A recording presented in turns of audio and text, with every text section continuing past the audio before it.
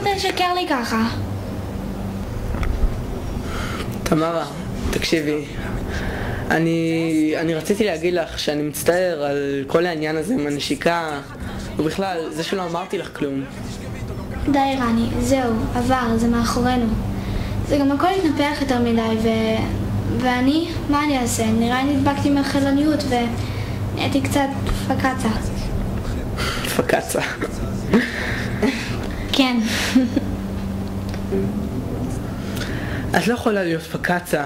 תקשיבי, אני חשבתי על זה.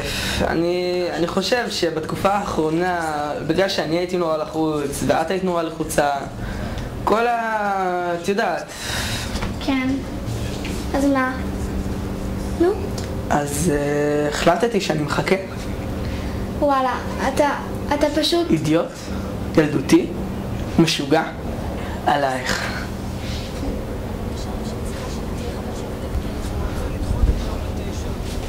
אבל רגע, רני בחיים לא יאמר את זה ככה. בטח שזה ככה. אוף איתך עופר, אתה לא מבין כלום. איך יכולת לשקר לי ככה? תמרה, תקשיבי, רציתי להגיד לך שאני מצטער על כל העניין עם הנשיקה והכל, זה שלא אמרתי לך כלום. די רני, זהו. תקשיב. מה? קניתי לך משהו. מה זה? חשבתי שתאהבי. אני לא מאמינה, איפה מצאת? בקניון אמרו לי שחטפו להם את כל העותקים. אני חטפתי אחד בשבילך.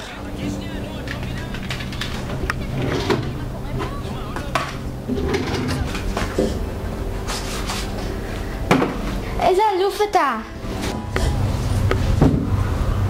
עוד תראה שיום יגיע ומכל טובות רקיע כולם יבואו להריע לכבודי ואתה...